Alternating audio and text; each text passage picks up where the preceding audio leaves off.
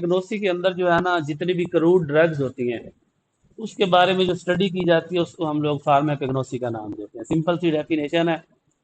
आपको माइंड में होनी चाहिए कि फार्माकोग्नोसी होती क्या है। जैसे आप लोगों ने फार्मास्यूटिक्स का बताया कि कोई भी न्यू केमिकल सब्सटेंस है तो उसको हमने कन्वर्ट कर देना है डोजेज फार्म के अंदर। डोजेज फार्म आप बता रहे हैं कि वो टैबलेट भी हो सकती है, कैप्सूल भी हो सकते हैं, सिरप भी हो सकते हैं, ठीक है। तो फार्माकोग्नोसी, इसमें हम लोग क्रूड ड्रग के बारे में स्टडी करते हैं। और ये जो क्रूड ड्रग है ये भले प्लांट से हो या एनिमल से हो। हम बात कर रहे हैं क्रूड ड्रग की। क्रूड ड्रग का मतलब होता है कि खाम दवाई। जैसे मैं आप लोगों को अक्सर मिसाल देता रहता हूँ कि जैसे पेट्रोलियम प्रोडक्ट्स हैं, ज़मीन से हम लोग हासिल करते हैं, तो वो बिल्कुल जो है ना प्योर फार्म में नहीं होती, उनको जो है ना खालिश बनाया जाता है। जैसे गोल्ड, कल हम लोगों ने एक साइंटिस्ट पढ़ा था कि उसकी जो इन्वॉल्वमेंट है उसको मतलब प्योरीफाई करने में। तो ये जो ड्रग्स होती हैं ये भी मतलब जो प्लांट से और एनिमल से हम लोग हासिल करते हैं, तो ये खालिश शक्ल में नहीं होती, ये खाम शक्ल में होती हैं, ठीक है। तो इस क्रूड ड्रग्स को हम जो स्टडी कर रहे हैं ना इसको हम लोग फार्माकोग्नोसी का नाम देते हैं। तो फार्माकोग्नोसी, आप लोग कोई पूछे तो आप उसको बताएं कि ये मतलब फार्माकोग्नोसी होती क्या है। सब्जेक्ट भले पास ना हो लेकिन ये इसका पता होना चाहिए कि ये डेफिनेशन क्या है, ठीक है।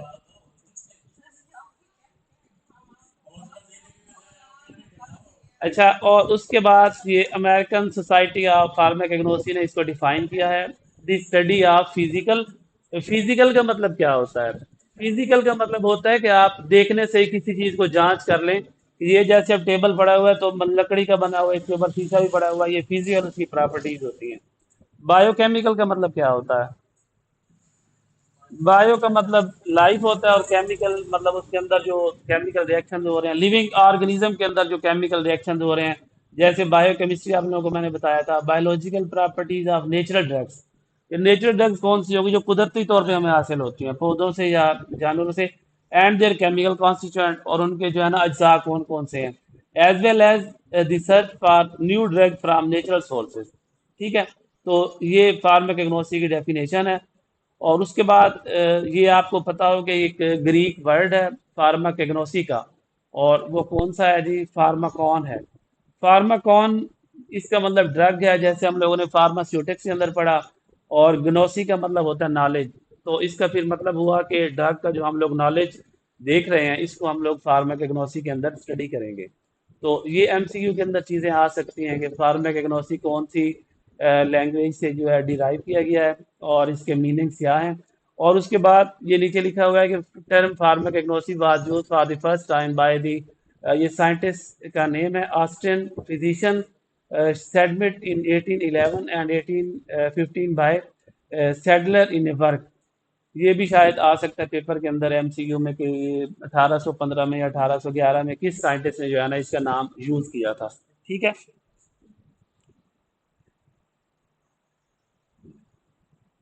कुछ इसके अंदर टर्मिनोलॉजीज हैं। अच्छा, पहले इसका स्कोप हम लोग देखते हैं फार्माकोग्नोसी का, क्या इसका स्कोप है, क्या इसका बेनिफिट है। तो इसकी दोबारा से एक बार उसने डेफिनेशन दे दी है।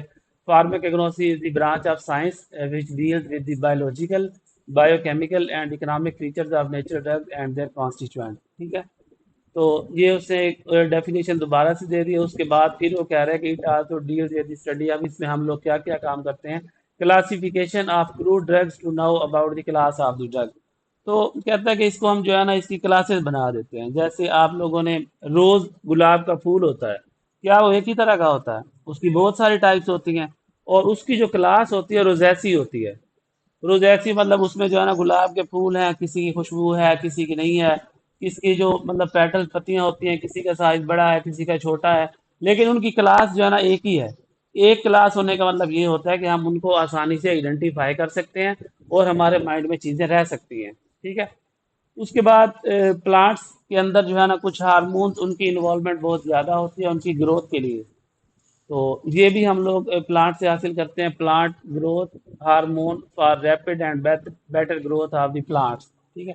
कुछ हार्मोन ऐसे होते हैं जो प्लांट की ग्रोथ के लिए और उनकी जो है ना रैपिड और बेटर ग्रोथ के लिए जो है ना बहुत ज़्यादा ज़रूरी होते हैं। तो सम टाइम ऐसा भी हो सकता है कि प्लांट्स के अंदर वो वाले हार्मोन नहीं है, तो आप लोग मतलब आर्टिफिशियल हार्मोन ले लें। हार्मोन आपको पता है प्रोटीन के भी हो सकते हैं, कार्बोहाइड्रेट के भी हो सकते हैं, आप उसके अंदर इंट्रोड्यूस करवा दें तो आप उसकी ग्रोथ को जो है ना उसके अंदर काफ़ी बेहतरी देख सकते हैं। और उसके अलावा जो एलर्जन है, एलर्जन ऐसी चीज़ें होती हैं जो एलर्जी काज करती हैं। To overcome the problem of allergy, इससे हम लोग एलर्जी पे काबू पा सकते हैं। एंजाइम, ये हम लोग नेक्स्ट लेक्चर में पढ़ेंगे, बायोकेमिस्ट्री में हम लोग ऑलरेडी इसको डिस्कस कर चुके हैं। तो इससे भी हम लोग जो है ना काफ़ी सारी डिजीजेस का ट्रीटमेंट करते हैं। उसके बाद पॉइजनस प्लांट्स हैं टू प्रिवेंट पॉइजन। कुछ प्लांट्स ऐसे होते हैं जिनके अंदर जो है ना बहुत पॉइजन होते हैं, जैसे आप लोग बादाम का इस्तेमाल करते हैं, सारे मीठे तो नहीं होते, कड़वे भी होते हैं, तो वो प्लांट से ही हासिल हम लोग करते हैं ना, तो वो भी इसी के अंदर आ जाते हैं, poisonous plants to prevent poison. और उसके बाद हर्बल ड्रग्स होती हैं जो इन ट्रेडिशनल प्रैक्टिस, जो जड़ी बूटियां इस्तेमाल की जाती हैं, इनसे भी हम लोग मेडिसिन वगैरह बनाते हैं। इसके बाद कुछ इसके अंदर टर्म्स हैं फार्माकोग्नोसी के अंदर, ये आप लोगों ने माइंड में रखनी है। सबसे पहला जो है ना बेसल है। बेसल का मतलब ये होता है कि at or near the base, ये बेस से जो है ना डिराइव किया गया है, ठीक है। Often describing leaves and where they attach, एक लीव जो है ना वो मतलब अटैच होता है प्लांट के साथ, उसकी जो बेस क्या है, ठीक है, उसको हम लोग बेसल का नाम देते हैं। उसके बाद एक्सोडेट है। एक्सोडेट का मतलब ये होता है कि substance exuded or secreted from a plant, plant से कोई भी चीज़ जो सेक्रीट हो रही है उसको हम लोग एक्सोडेट का नाम देते हैं। और ये गाल क्या है, abnormal ग्रोथ, प्लांट के ऊपर जो है ना कोई abnormal ग्रोथ उसकी लीफ पे भी आ सकती है, उसके स्टेम पे भी आ सकती है। ये किस वजह से होती है, इंसेक्ट्स की वजह से होती है, इसको हम लोग गाल का नाम देते हैं। ग्लैंड हम लोग पहले भी पढ़ चुके हैं, a depression that exist for the purpose of secretion. Thyroid gland हम लोगों ने पढ़े हैं, तो उसमें हम लोगों ने ये पढ़ा था कि वो थायराइड T3 T4 ये वाले जो है ना हार्मोन रिलीज करते हैं, ठीक है। तो ये दरअसल जो है ना सेक्रीशन सेक्रीट कर रहे हैं, ठीक है। उसके बाद हैबिट क्या होता है, overall appearance of the plant, plant की जो है ना ओवरऑल अपीयरेंस किस तरह की है। नीचे लीफलेट दिया हुआ है, ये देखिए आपके पास एक सिंगल लीफ है, इसको हम लोग लीफ का नाम देते हैं।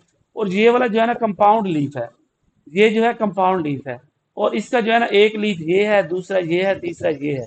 अब आप लोग अगर इसको गौर से देखें, इसके अंदर छोटे छोटे जो है ना मजीद लीफ हैं, इसको हम पूरे को जो है ना लीफलेट का नाम देते हैं। ये वाला सिंपल लीफ है, ये वाला कंपाउंड लीफ है, ठीक है। तो कंपाउंड लीफ का एक जो है ना फुल सेगमेंट, ये वाला सेगमेंट है, ये नीचे दूसरा सेगमेंट है और उसके नीचे तीसरा सेगमेंट है, इसको हम लोग लीफलेट का नाम देते हैं। One segment of A compound leaf, ये वाला कंपाउंड लीफ है, ये वाला सिंपल लीफ है। ओवरी क्या होती है, the basal portion of a pistil where female germ cell develop into seed after germination. Poly का मतलब क्या होता है, मैनी, पोलीसेक्राइड, उसके अंदर बहुत सारे ग्लूकोज के मालिक्यूल आपस में अटैच होते हैं, ठीक है। राइजोम क्या होता है, ये साथ में डायग्राम भी ऐड कर दी है। An underground stem capable of producing new stem or plants at its node. ये जमीन के जो है ना मतलब के अंदर होते हैं, और इससे जो है ना लीव्स आपके निकलते हैं और जो है ना रूट्स नीचे की तरफ जाती हैं। ये नोड की जो बात कर रहा है ना, जैसे आप लोगों ने मतलब शुगर केन गन्ना आप लोगों ने देखा होगा, तो उसका मतलब दरमियान में जो है ना कुछ पीसेस सेगमेंट उसके की होते हैं, उसको हम लोग नोड का नाम देते हैं। वो कहते हैं कि उस नोड से जो है ना उसकी ग्रोथ होती है, उसके जो स्टेम की या उसके लीव्स की, इसको हम लोग राइजोम का नाम देते हैं। जाइलम आप लोग पढ़ चुके हैं पहले भी, the water conducting tissues of vascular plants. Plants के अंदर जो है ना कुछ टिश्यूज होते हैं जो पानी को जमीन से खींच के ऊपर लेकर जाते हैं, उसको हम लोग जाइलम का नाम देते हैं। और फ्लोएम टिश्यूज भी होते हैं, वो क्या काम करते हैं, लीव्स के अंदर जो खुराक बन रही होती है उसको तमाम पार्ट्स के अंदर जो है ना डिस्ट्रीब्यूट कर रहे होते हैं। लीव्स क्या होते हैं, flattened structure of a higher plant typically green and blade like that are attach to a stem are called leaves.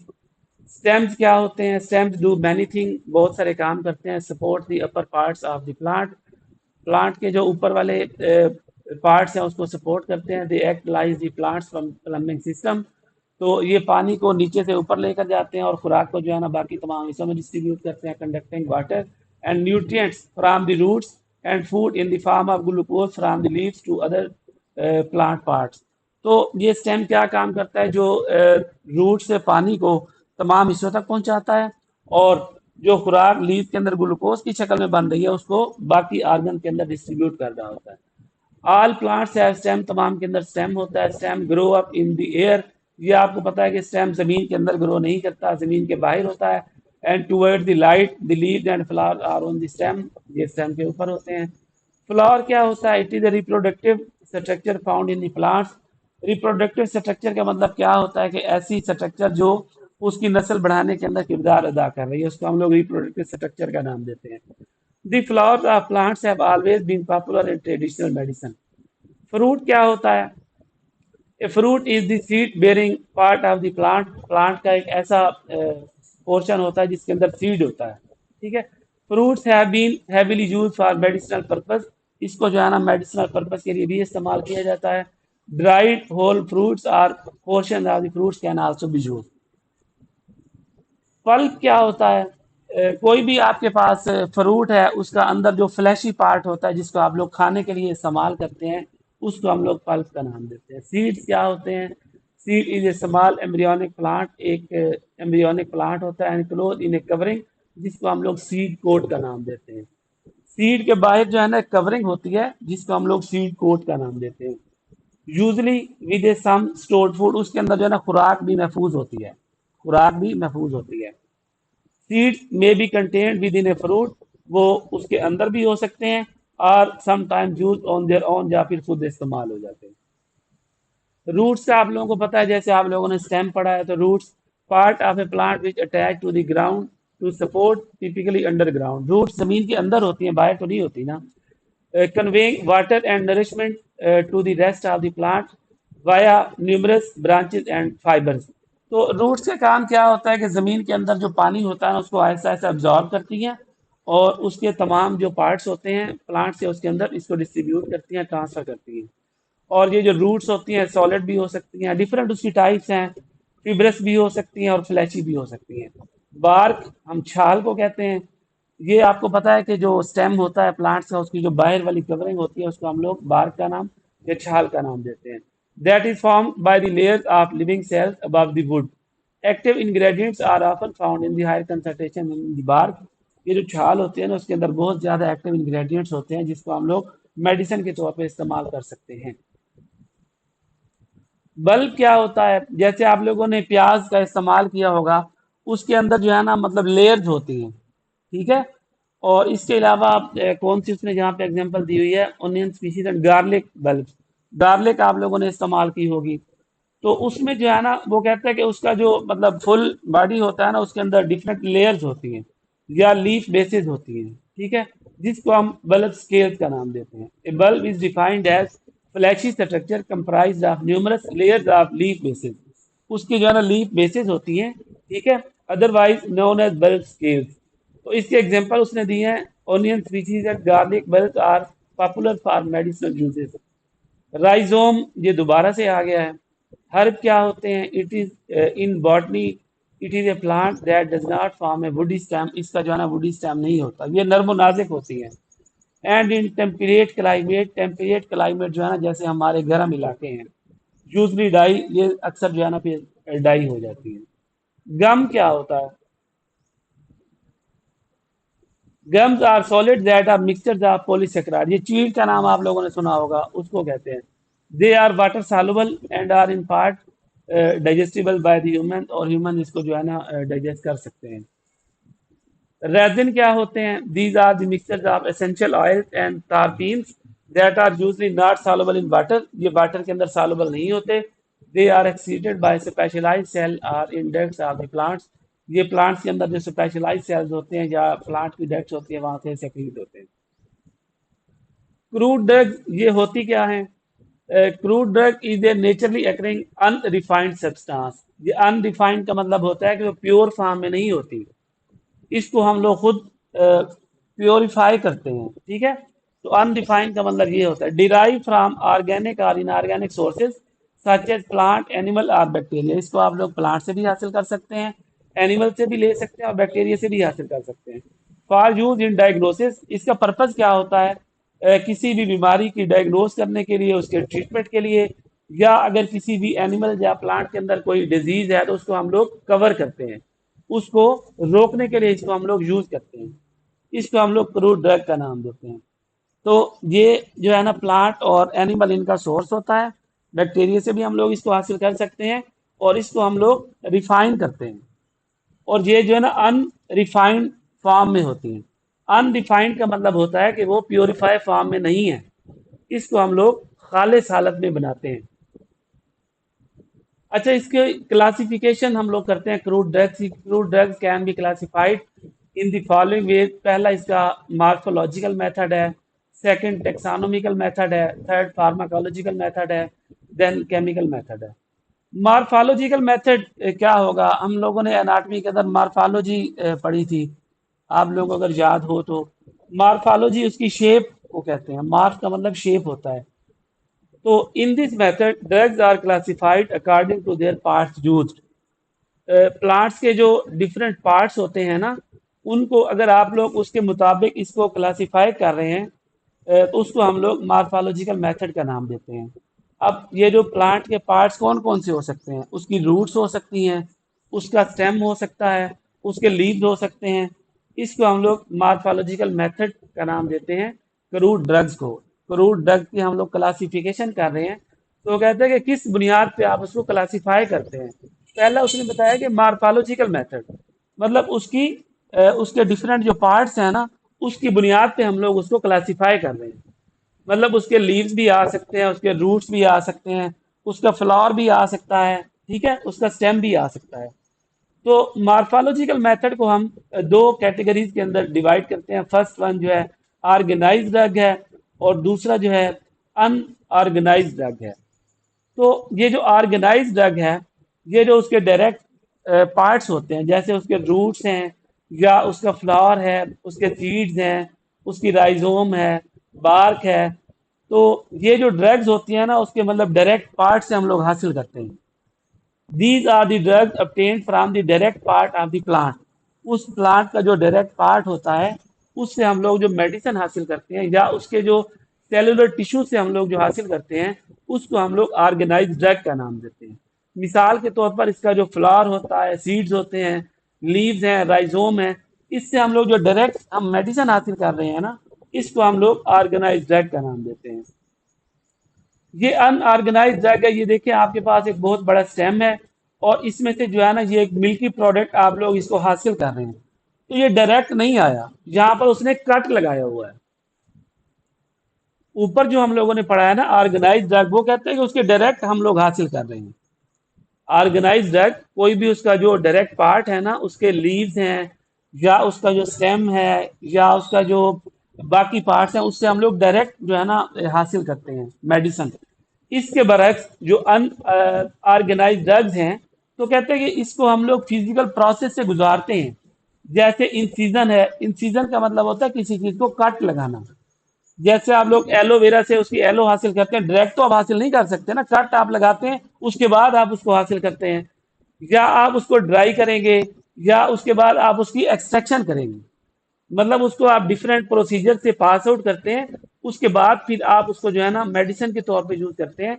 इसको हम लोग अनऑर्गेनाइज ड्रग का नाम देते हैं।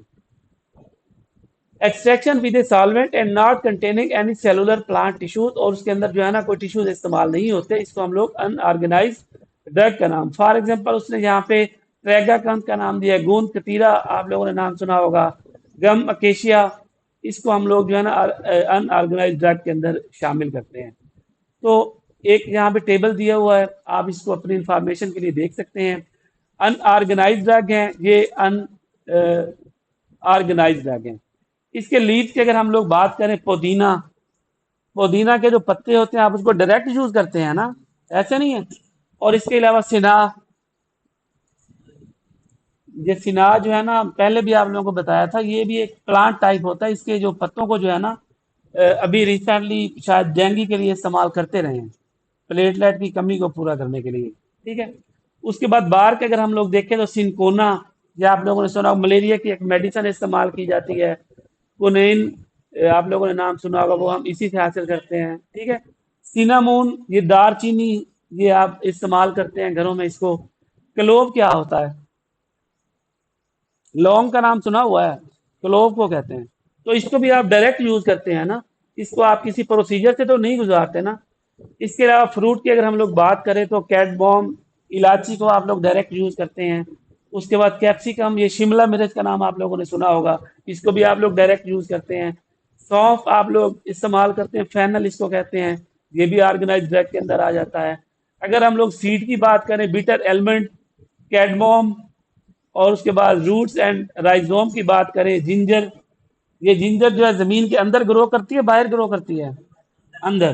तो इसको फिर हम इसलिए रूट्स का नाम देते हैं। ग्लाइकोराइजा, ग्लाइकोराइजा नहीं, ग्लिसराइजा, ये मुलट्ठी का नाम आप लोगों ने सुना होगा। ठीक है।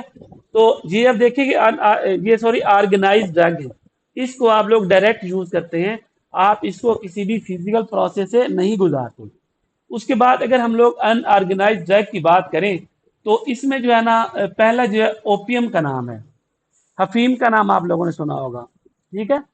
और उसके बाद पापेन है, एलो एलोव है, एलोवेरा का नाम आप लोगों ने सुना होगा। तो आप उसके जो लीव्स होते हैं डायरेक्ट तो आप यूज नहीं कर सकते ना। ठीक है।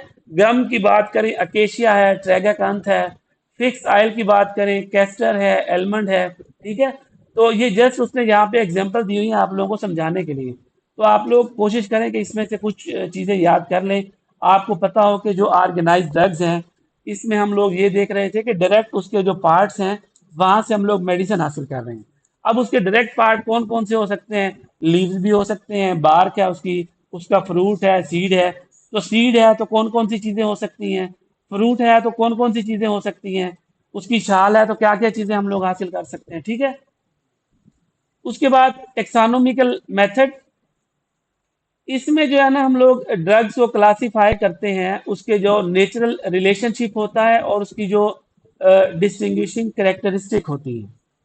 इसमें हम लोग ड्रग्स को क्लासिफाई करते हैं किस तरह से, उसके कुदरती तौर पर क्या ताल्लुकात हैं, नेचुरल रिलेशनशिप हैं, और उसकी जो ख़ास कोई खसूसियात हैं या उसकी खूबियां हैं, उसकी बुनियाद पर हम इसको जो है टैक्सोनॉमिकल मेथड के अंदर क्लासिफाई करते हैं। और इसको हम लोग, आप लोगों ने शायद 10th के अंदर पढ़ा होगा बायोलॉजी के अंदर, फाइलम होते हैं, आर्डर होते हैं, फैमिली है, क्लास है, स्पीशीज है, जीनस है। इसमें हम जो है ना इसको क्लासिफाई करते हैं। इसमें एक मैंने एग्जांपल दी है इसकी, बादाम की।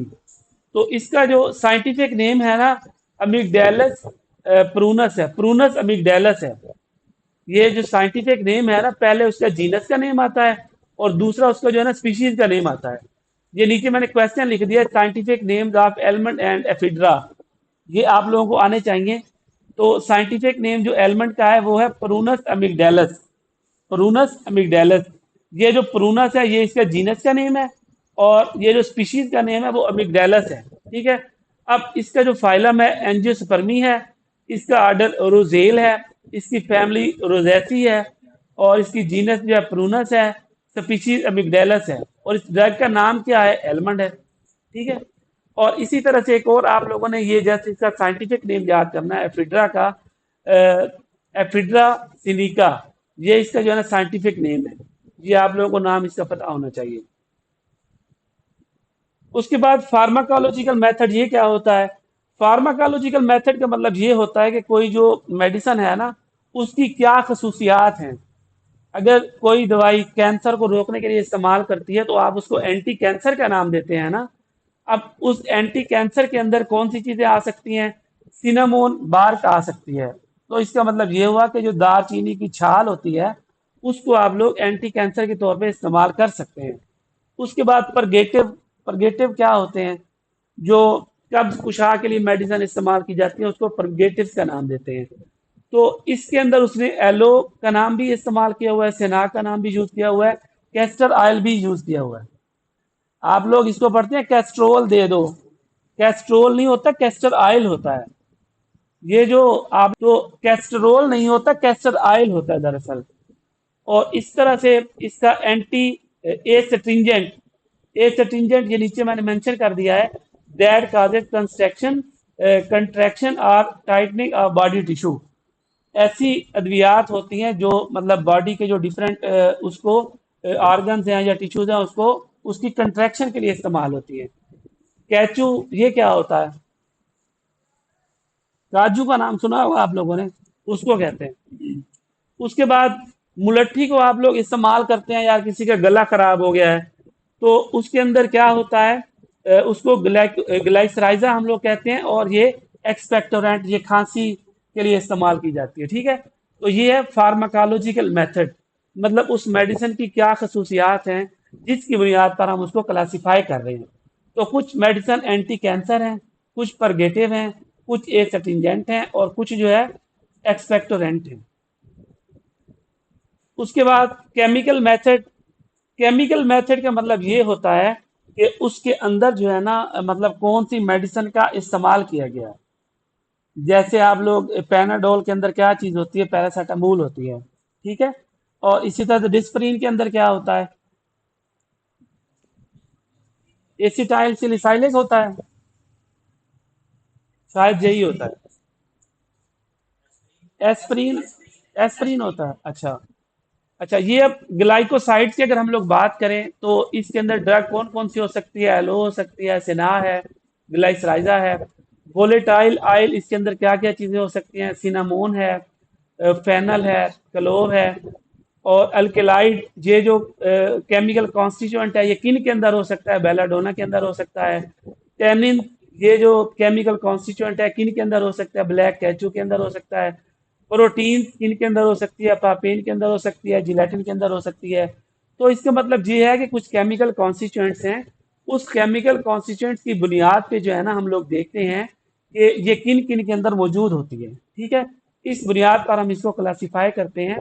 Drugs are classified according to their principal constituent, उसके अंदर जो प्रिंसिपल कॉन्स्टिट्यूएंट है वो क्या है, उसकी बुनियाद पर हम इसको क्लासिफाई करते हैं। हाइपर सेंसिटिविटी, ये हम लोग पहले भी फिजियोलॉजी के अंदर डिस्कस कर चुके हैं, इसको जस्ट मैं रिव्यू करूंगा। Hyper sensitivity refers to undesirable reaction produced by the normal immune system. ये एक नापसंदीदा, अनडिजायरेबल जो है ना एक रिएक्शन होता है जो कि हमारा इम्यून सिस्टम होता है उसकी वजह से ये पैदा होता है।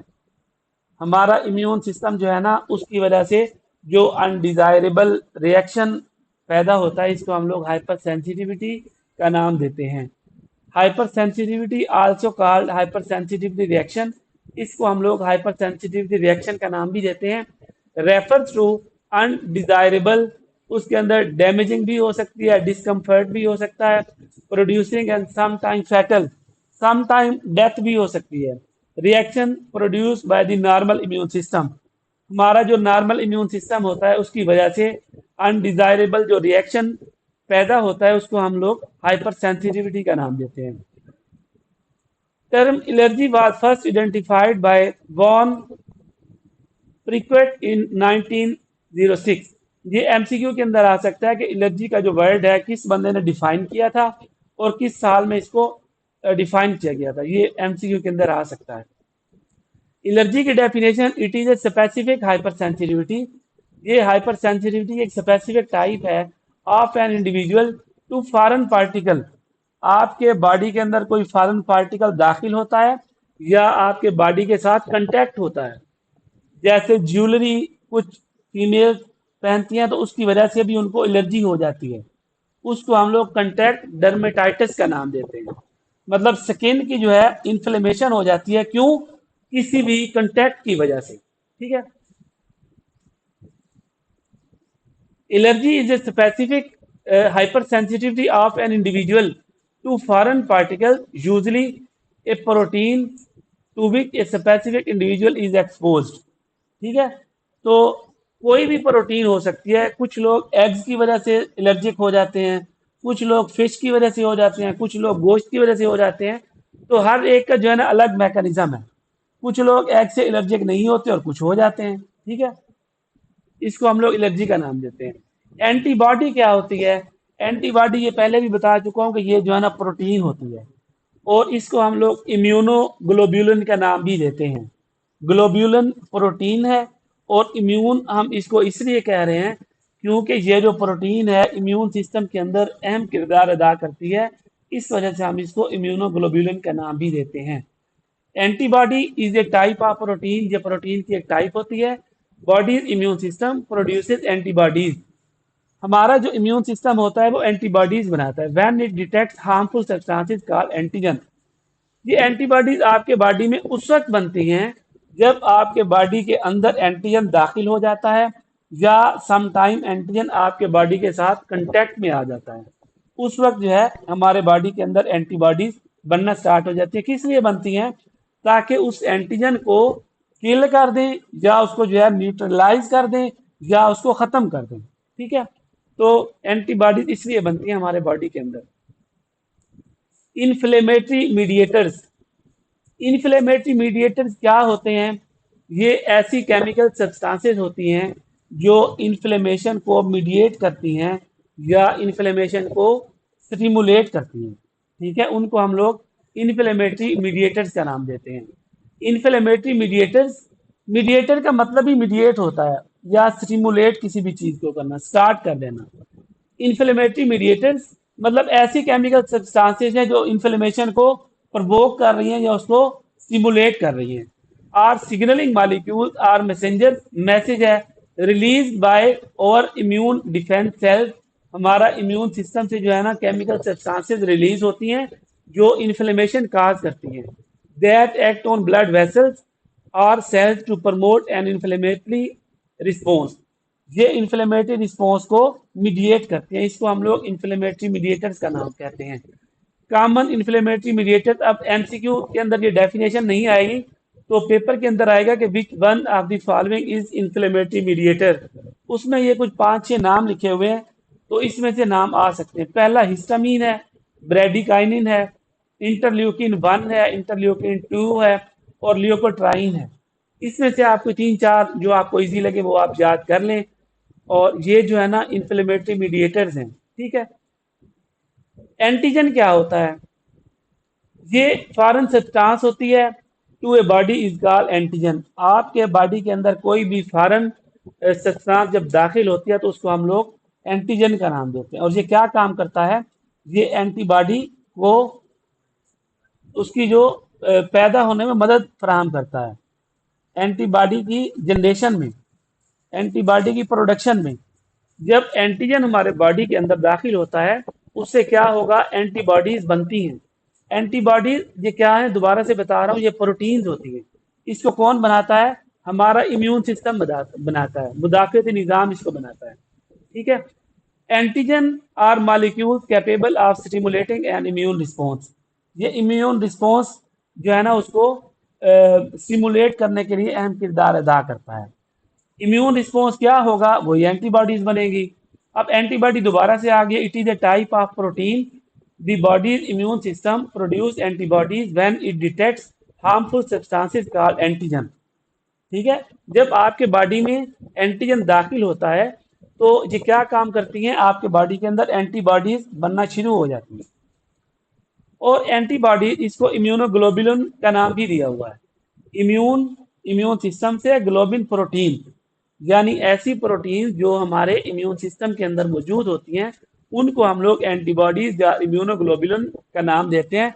ये वाई शेप प्रोटीन होती हैं। ये क्या होती हैं? इनकी शेप जो है ना वाई शेप होती है, और इनको प्रोडक्शन कहाँ से होती है? B cells of the immune system. ये एमसीक्यू के अंदर आएगा कि एंटीबॉडीज जो है ना इसको कौन पैदा करता है, तो आप लोग बताएंगे कि B cells of the immune system. Immune system का जो बी सेल्स होता है वो एंटीबॉडीज बनाता है। ठीक है, ये एमसीयू के अंदर आता है। In response to exposure to antigen, ये कब बनेगी? जब आपके बॉडी के अंदर एंटीजन दाखिल होगा। ये नीचे डायग्राम जो ये नीचे जो है ना ये वाली एंटीबॉडीज है, ये क्या चीज है? एंटीबॉडीज है। और ये वाले जो है ना ये एंटीजन हैं, ये वाले। ठीक है, ये एंटीजन है। और ये नीचे क्या है? ये वाई शेप एंटीबॉडीज हैं। पेपर के अंदर आ सकता है कि एंटीबॉडीज जो है किस शेप की होती हैं, एक्स शेप होती हैं, वाई शेप होती हैं, जी शेप होती है, किस तरह की होती हैं, ये भी पेपर के अंदर आ सकता है। Science and symptoms of allergy, इसकी साइंस एंड सिम्टम्स क्या हो सकती हैं? पहले एक टर्म लिखिए यहाँ पर, साइनसेस। ये आप लोग क्लियर कर लें। Sinuses are air filled cavities located within the bones of the skull. ये हमारे दिमाग के अंदर जो है ना एयर फिल्ड केविटीज होती हैं, ठीक है। और ये specially around the nose, nose के बाहर भी होती हैं। नोज के बाहर होने का मतलब ये है कि हैं मतलब उसके अंदर, उसके मतलब बाहर वाली साइड पे हैं, ठीक है, आउटर साइड पे हैं। और चीक्स लिखा हुआ है and forehead, they help in lightning the weight of the school. उसका जो है हमें महसूस होता है कि उसका वजन जो है ना बहुत ही कम है। इसके अंदर एयर फिल्ड केविटीज होती हैं।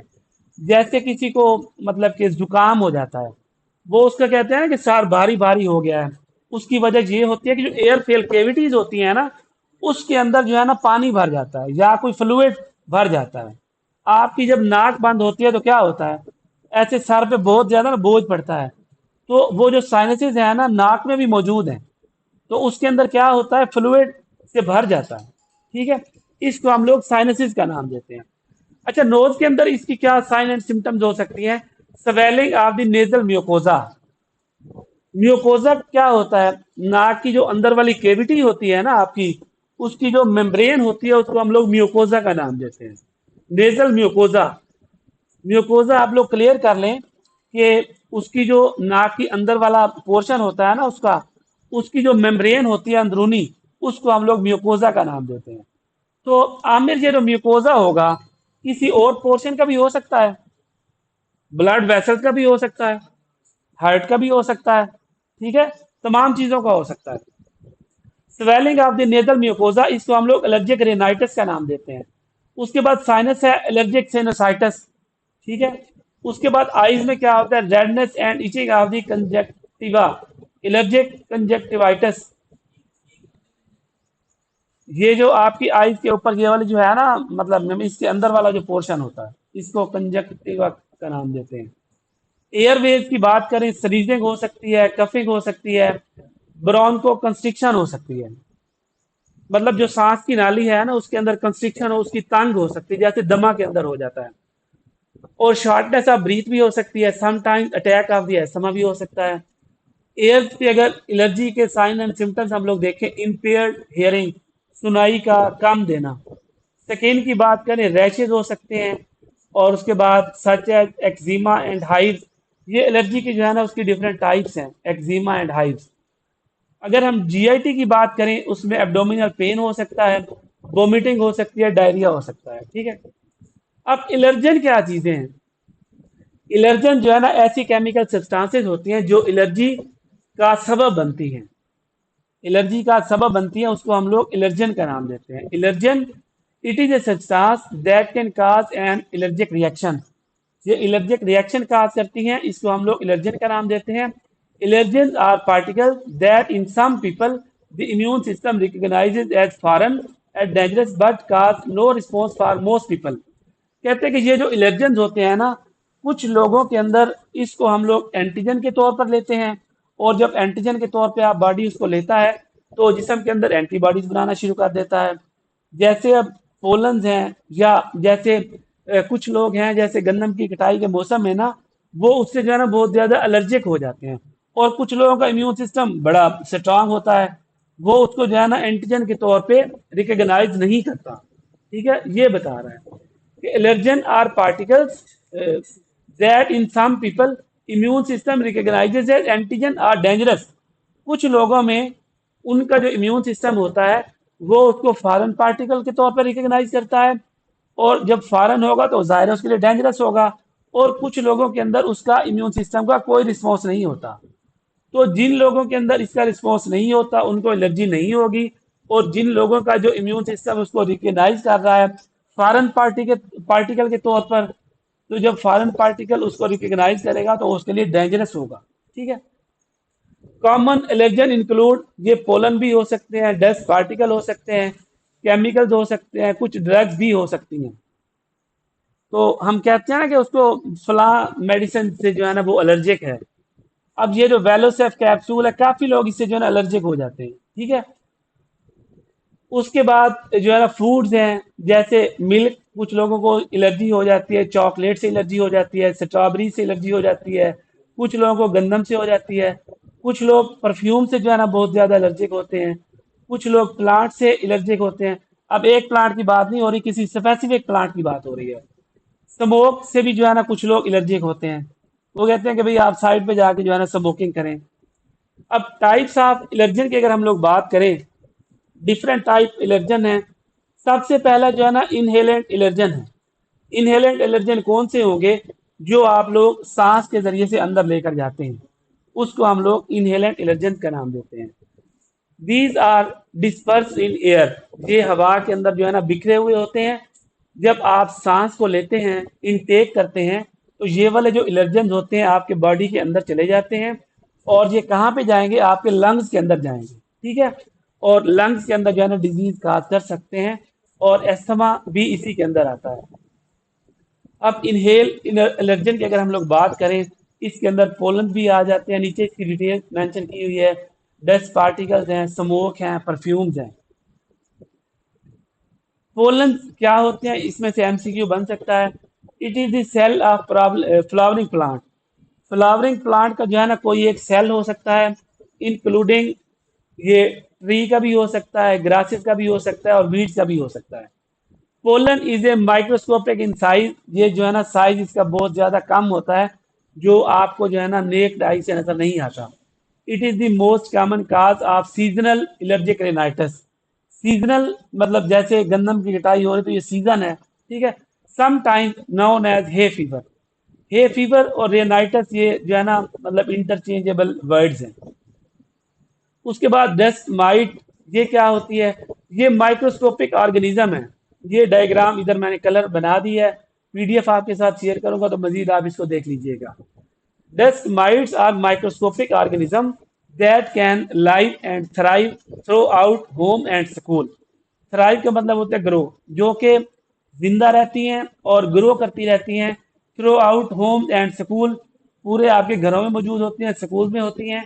The mites and their waste products present in the following, ये कहाँ कहाँ पे पाया जाता है? इनका जो वेस्ट होता है, बेडिंग एंड पिलोज, आपके जो बेड होता है पिलोज में मौजूद होता है, कारपेट्स में होता है, और कपड़ों में मौजूद होता है। इसकी सिम्टम्स क्या होती हैं? Sneezing, swelling of the nasal cavities, और उसके बाद आईज लेस्टिमेशन, आंखों से पानी का आ जाना। उसके बाद इंजेस्टेड एलर्जन ये कौन से होते हैं? पहला था इनहेल। इनहेल का मतलब ये था कि आप उसको जब सांस अंदर लेते हैं, उसको हम लोग इनहेल एलर्जन का नाम देते हैं। अब इंजेस्टेड एलर्जन कौन से होते हैं? जो आप मतलब खुराक की शक्ल में लेते हैं, जो आप लोग खुराक की शक्ल में लेते हैं, जैसे आप लोग मीट का इस्तेमाल कर रहे हैं, गोश्त का, या आप लोग मिल्क का इस्तेमाल कर रहे हैं, ठीक है, या आप लोग एग्स का इस्तेमाल कर रहे हैं, इसको इंजेस्टेड एलर्जन का नाम देते हैं। These allergens are present in our foodstuff, ये हमारी खुराक में मौजूद होता है। व्हेन वी ईट, जब हम इसको खाते हैं, that contaminated food, these allergens are also ingested with food particle, ये हमारी खुराक के अंदर शामिल हो जाते हैं और हमारे बॉडी के अंदर जाके एलर्जी काज करते हैं। इसके अगर हम लोग एग्जाम्पल की तरफ आए, तो अब देखें कि मिल्क इसके अंदर है, एग्स हैं, व्हीट है, सोयाबीन है, ट्री नट्स हैं, पीनट्स हैं, फिश हैं। तो इनसे जो है ना कुछ लोग एलर्जिक होते हैं, ठीक है। तो ये है इंजेस्टेड एलर्जन। इसके सिम्टम्स क्या हो सकते हैं? Allergic symptoms may begin within minutes to a hour after ingesting the food. तो कुछ लोगों में फौरी तौर पर इसके सिम्टम स्टार्ट हो जाते हैं, और कुछ लोगों में आधे घंटे के बाद, पौने घंटे के बाद जो है ना इसके साइन एंड सिम्टम्स स्टार्ट होते हैं। इसकी सिम्टम्स कौन कौन से हैं? वोमिटिंग हो सकती है, डायरिया हो सकता है, जैसे फूड पॉइजनिंग हो जाती है, वो भी इसी के अंदर आ जाता है। अब फूड पॉइजनिंग फौरी तौर पर तो आपको नहीं होगी ना, फूड आप जो इंटेक कर रहे हैं आपके बॉडी के अंदर जाएगी, हजम होगी, उसके बाद जो है ना फूड पॉइजनिंग होगी। उसके बाद एक्जिमा, खारिश की बात हो रही है, इचिंग और swelling of the lips, lips की जो है ना स्वेलिंग हो सकती है, और जबान की भी हो सकती है, माउथ की भी हो सकती है। डिफिकल्टी ब्रीथिंग, सांस लेने में दुश्वारी हो सकती है। और उसके बाद लोअर ब्लड प्रेशर, आपका ब्लड प्रेशर कम भी हो सकता है। उसके बाद इंजेक्टेबल एलर्जन, ये शायद कौन से होंगे वाला,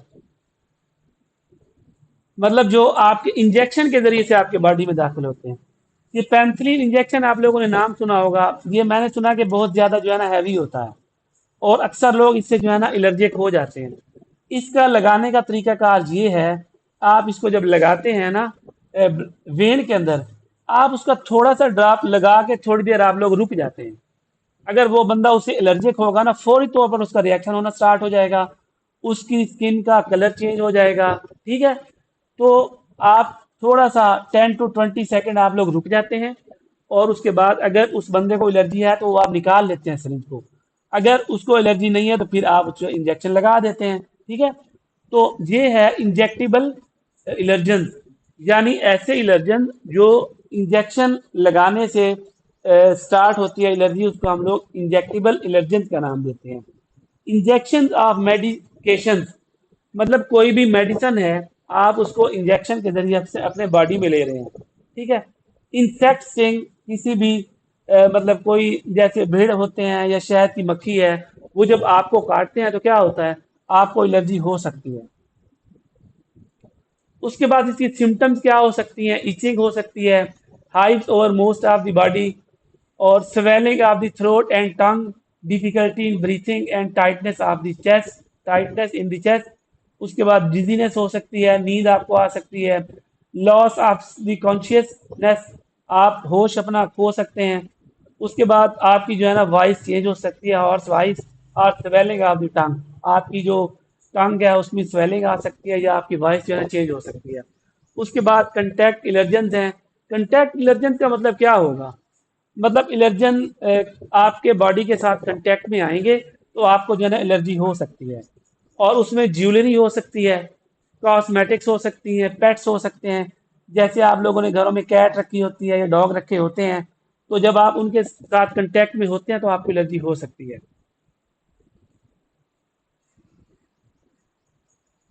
अच्छा, हाइपर सेंसिटिविटी, इसके टाइप्स ये पहले भी हम डिस्कस कर चुके हैं।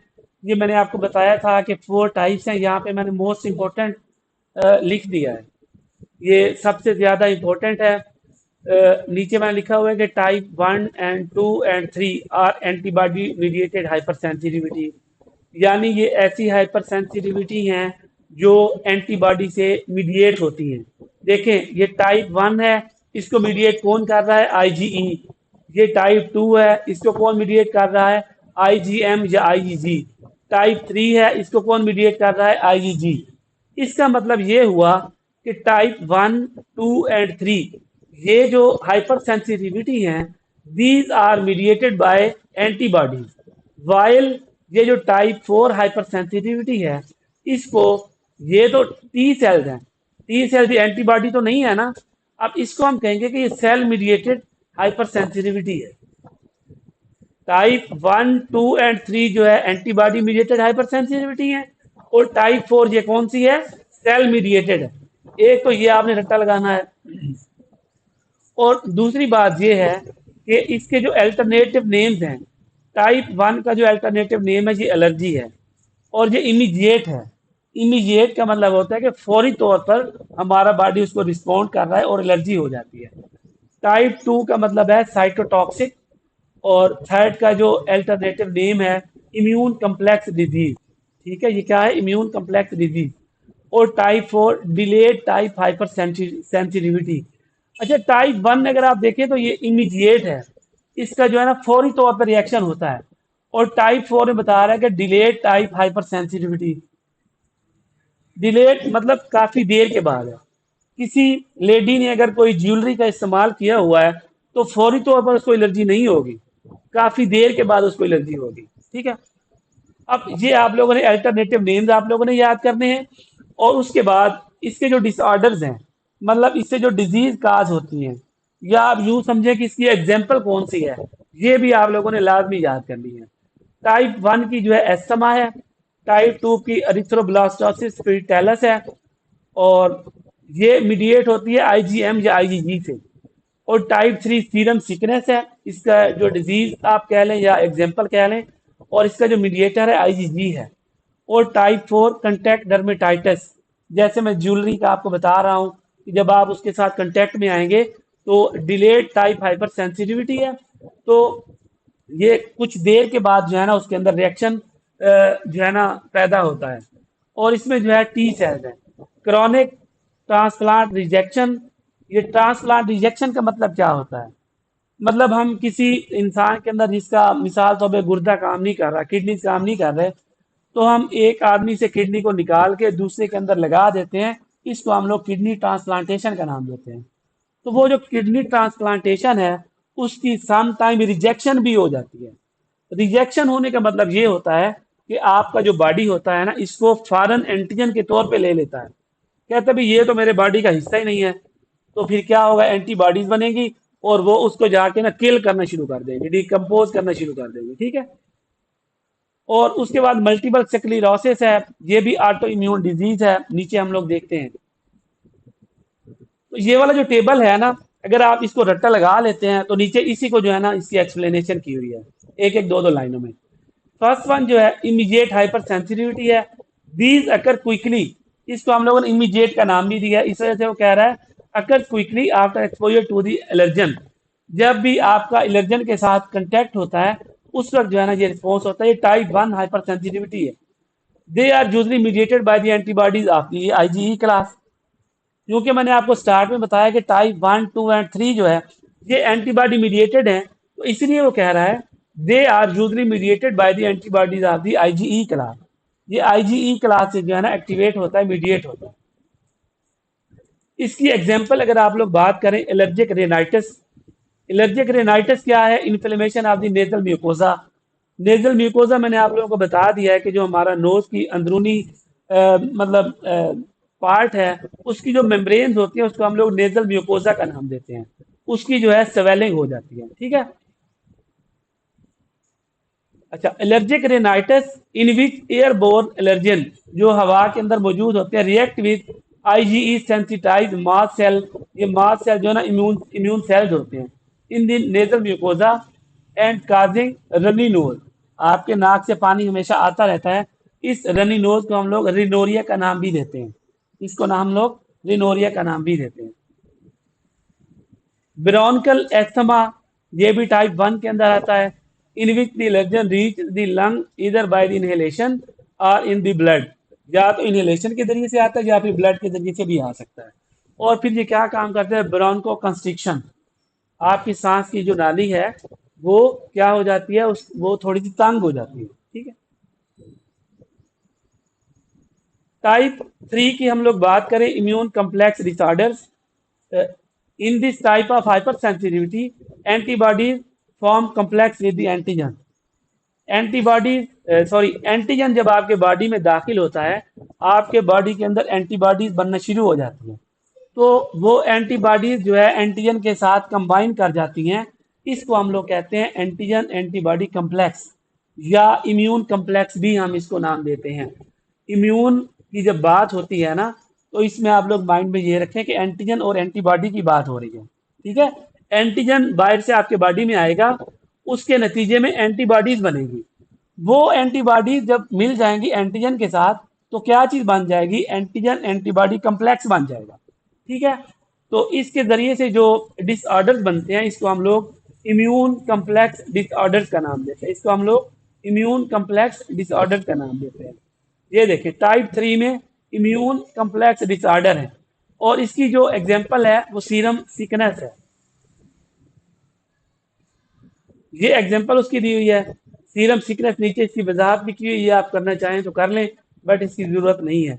और इसकी टाइप 3 की अगर हम लोग बात करें एग्जांपल की, फीवर भी है, हाइव्स भी है, आर्थराइटिस भी है, जोड़ों की जो सोजिश हो जाती है, protein in the urine, urine के अंदर जो है ना प्रोटीन आना स्टार्ट हो जाती है। Type 4 cell mediated hypersensitivity है। सेल मीडिएटेड इसको क्यों कहा है? क्योंकि इसको स्टार्ट करने के लिए एंटीबॉडीज की जरूरत नहीं है। टाइप 1, 2 एंड 3 ये एंटीबॉडी मीडिएटेड हाइपर सेंसिटिविटीज हैं, ठीक है। बट ये जो टाइप 4 है ये सेल मीडिएटेड हाइपर सेंसिटिविटी है, और इसको कौन मीडिएट करता है जुबैर? T cell. कौन करता है? T cell. और एंटीबॉडीज वो कौन से सेल्स आमिर बनाते हैं भला? बी सेल्स बनाते हैं। Because it takes a day और टू, इसमें एक दिन भी लग सकता है, 2 दिन भी लग सकते हैं। For the T cell to stimulate following exposure to the antigen. Antigen आपके बॉडी के साथ कांटेक्ट में आया या एंटीजन आपके बॉडी के अंदर दाखिल हुआ, उसके बाद जो टी सेल जो स्टिमुलेट कर रहे हैं ना, कहते हैं कि उसको 1 से 2 दिन लग सकते हैं। These responses are called delay type hypersensitivities. इसका जो रिस्पॉन्स होता है 1 या 2 दिन के बाद होता है, इस वजह से इसको हम सेल मीडिएटेड हाइपर सेंसिटिविटीज का नाम देते हैं। Cell mediated hypersensitivities can occur with extrinsic antigen और with internal antigen. Extrinsic antigen का मतलब आप लोग क्या माइंड में लेते हैं? एक्सट्रिंसिक जो है ना, एक्सटर्नल से डिराइव किया गया है, और इंटरनल तो मतलब है ही अंदरूनी। इंट्रिंसिक कह लें या इंटरनल कह लें। अच्छा, जो एक्सट्रिंसिक एंटीजन होते हैं वो कौन से एंटीजन होते हैं? वो बाहर से आपके बॉडी के अंदर दाखिल होते हैं। वो जिस्म से बाहर मतलब एनवायरनमेंट में कोई एंटीजन है, वो आपके बॉडी में दाखिल होते हैं, तो उसको हम लोग कहते हैं एक्सट्रिंसिक एंटीजन। और इंटरनल एंटीजन कौन से होते हैं? वो आपके बॉडी के अंदर मौजूद होते हैं। Extrinsic antigen, the most common example of cell-mediated hypersensitivity to external antigen is the contact dermatitis। contact dermatitis का मतलब क्या है कि जैसे आप लोग ज्वेलरी फीमेल यूज करती हैं तो वो एक्सटर्नल है, ठीक है। cause in some people when their skin is exposed to a chemical to which they are allergic। या वो कंटेक्ट मतलब ज्वेलरी से भी हो सकता है, या मतलब कोई उन पे केमिकल पड़ा है तो उससे भी जो है ना एलर्जिक हो सकते हैं। मतलब एक्सट्रिंसिक एंटीजन कौन सा होता है? जो बॉडी से बाहर आता है, ठीक है। और इसकी एग्जांपल कौन कौन सी हो सकती हैं? इसमें एक वर्ड कैटेकोल दिया हुआ है। These are organic compound specially from plants. ये प्लांट से हासिल होता है और ये केमिकल कंपाउंड्स होते हैं। Found in poison ivy. Poison oak, ये डिफरेंट प्लांट्स हैं, तो उनसे जो है ना ये एलर्जी काज कर सकता है। निकल का नाम आप लोगों ने सुना होगा, अपन use in jewellery, dyes, organic chemical use in industry. और इंट्रिंसिक या सेल्फ एंटीजन कौन से होते हैं? Cell mediated hypersensitivities to self causes autoimmune disease. मतलब आपके बॉडी के अंदर कोई चीजें मौजूद हैं और उस चीजों को हमारा बॉडी जो है ना वो क्या कहता है कि भाई ये शायद कोई एंटीजन है, उसकी जो है ना मिसअंडरस्टैंडिंग हो जाती है। जैसे एक डिजीज होती है बच्चों के अंदर, उनका खून जो है ना हिमोलाइज होना शुरू हो जाता है आफ्टर बर्थ के। उस डिजीज को हम लोग नाम देते हैं हिमोलिटिक डिजीज ऑफ न्यूबॉर्न, और इसको हम लोग कहते हैं एरिथ्रोब्लास्टिस फीटैलिस, ठीक है। तो उसमें ये होता है कि माँ का जो ब्लड होता है ना, वो जब बच्चे के खून के अंदर दाखिल होता है तो उसके रेड ब्लड सेल को जो है ना हिमोलाइज करना शुरू कर देता है। हालांकि दोनों देखे ना वो जिस्म के अंदर ही हैं, लेकिन वो क्या हुआ कि उसने जो अपना मतलब सेल्स हैं उसको उसने समझ लिया कि ये शायद कोई एंटीजन है, ठीक है। तो वो होगा intrinsic antigen. Cell mediated hypersensitivity to self cause autoimmune diseases. Autoimmune clear हुआ है कि हमारा जो इम्यून सिस्टम होता है अंदर की चीज़ों को जो है ना ख़राब करना शुरू कर देता है। जैसे इसकी एग्जांपल हम बात करें, type 1 diabetes mellitus, rheumatoid arthritis, multiple sclerosis और open organ transplant rejection. Type 1 diabetes mellitus में क्या होता है? T cells initiate the destruction of the insulin. आपके बॉडी के अंदर जो टी सेल्स होते हैं ना, तो जहाँ पे वो इंसुलिन बन रही है जिन सेल से, उनको हम कहते हैं islet of Langerhans in the pancreas. आपकी जो इंसुलिन है पैंक्रियाज से बनती है। पैंक्रियाज के अंदर सेल्स होते हैं इजलेट ऑफ दी लैंगरहैंस। तो आपके बॉडी के अंदर जो इम्यून सिस्टम के टी सेल्स होते हैं ना, वो उन सेल्स को जहाँ से इंसुलिन बन रही है उनको डिस्ट्रॉय करना शुरू कर देते हैं। इसको हम लोग कहते हैं ऑटो इम्यून डिजीज। हमारा जो इम्यून सिस्टम होता है हमारे अंदर के सेल्स को डिस्ट्रॉय जब करना शुरू करता है, इसको हम ऑटो इम्यून डिजीज का नाम देते हैं। सेकेंड एग्जांपल इसकी है मल्टीपल स्क्लेरोसिस। मल्टीपल स्क्लेरोसिस ये होती क्या है? ये एमसीयू के अंदर आ सकता है। T cell initiate an attack that destroys the myelin sheet of the neuron. Neuron की जो माइलिन शीट होती हैं उनको डिस्ट्रॉय करना शुरू कर देता है। Myelin sorry multiple sclerosis is a chronic autoimmune disease that affect हमारा जो सेंट्रल नर्वस सिस्टम है, ख़ास तौर पे हमारा जो ब्रेन होता है, स्पाइनल कॉर्ड है और ऑप्टिक नर्व्स है, इसको जाके जो है ना डिस्ट्रॉय करना शुरू कर देता है। ये टेबल दिया हुआ है हाइपर सेंसिटिविटीज का। देखें ये टाइप 1 है, 2 है, 3 है, 4 है, बार बार चीज़ें वही रिपीट हो रही हैं। टाइप 1 के अंदर आईजीई एंटीबॉडी है, टाइप 2 के अंदर आईजीएम या आईजीजी है, टाइप 3 के अंदर आईजीएम या आईजीजी है, और टाइप 4 के अंदर दोबारा कौन सी एंटीबॉडी होगी? कोई भी नहीं। कौन से सेल्स होंगे? टी सेल्स होते हैं। इसके रिस्पॉन्स की अगर हम लोग बात करें, टाइप 1 के अंदर 15 से 30 मिनट में इसमें बॉडी का रिस्पॉन्स होता है, टाइप 2 के अंदर मिनट से घंटों में होता है, टाइप 3 के अंदर 3 से 8 घंटे हैं, और टाइप 4 के अंदर क्योंकि ये डिलेड टाइप है तो ये 48 से 72 घंटे लग सकते हैं। इसकी एग्जाम्पल कौन कौन सी हैं? टाइप 1 की जो है ना एलर्जिक है, एलर्जिक एस्थमा है, और टाइप 2 की एरिथ्रोब्लास्टोसिस फीटैलस है। एरिथ्रोब्लास्टोसिस फीटैलस जो मैं नीचे लिख भी दिया, आप लोग बुक से मेंशन कर लीजिएगा। It is also known as haemolytic disease of the newborn, is a serious blood disorder in a foetus, जो बच्चा होता है, और न्यूबॉर्न फीटस और न्यूबॉर्न के अंदर that happen when the mother immune system attacks the body red blood cells. माँ का जो इम्यून सिस्टम होता है, बच्चे के जो रेड ब्लड सेल्स होते हैं उनको समझता है कि शायद ये कोई फॉरेन पार्टिकल बॉडी के अंदर दाखिल हो गया है, तो वो उनको जो है ना डिस्ट्रॉय करना शुरू कर देता है। एरिथ्रोब्लास्टोसिस फीटैलस, ये क्या चीज होती है? इसमें मदर का जो इम्यून सिस्टम होता है वो समझता है कि शायद ये जो रेड ब्लड सेल्स है ना, ये भी फॉरेन पार्टिकल है, उसको डिस्ट्रॉय करना शुरू कर देता है। जब आरबीसी डिस्ट्रॉय होंगे तो हम ये कहते हैं कि हिमोलाइसिस हो रही है, हिमोलाइज हो रही है रेड ब्लड सेल्स की। ठीक है, इसकी मैंने वजाहत कर दिया एरिथ्रोब्लास्टोसिस फीटैलस की। और एसएलई, ये भी जो है ना एक ऑटो इम्यून डिजीज होती है। और टाइप 4 की अगर हम लोग बात करें, इसमें ट्यूबरकुलिन टेस्ट है और ग्रेन्यूलोमा है। ये एग्जांपल्स आप लोगों को आनी चाहिए। ऊपर वाला टेबल भी आप लोगों ने रट्टा लगाना है और ये भी आपने अच्छी तरह से इसको याद करना है। और इसकी दूसरी एग्जांपल उसने दी है ग्रेन्यूलोमा। ग्रेन्यूलोमा क्या चीज़ है? Small area of chronic inflammation. कोई भी एक एरिया होता है क्रॉनिक इन्फ्लेमेशन का, उसको आप लोग ग्रेन्यूलोमा का नाम देते हैं। एस एल ई, ये मैंने लिख दिया है कि ऑटो इम्यून, ये जो है ना एक डिजीज होती है।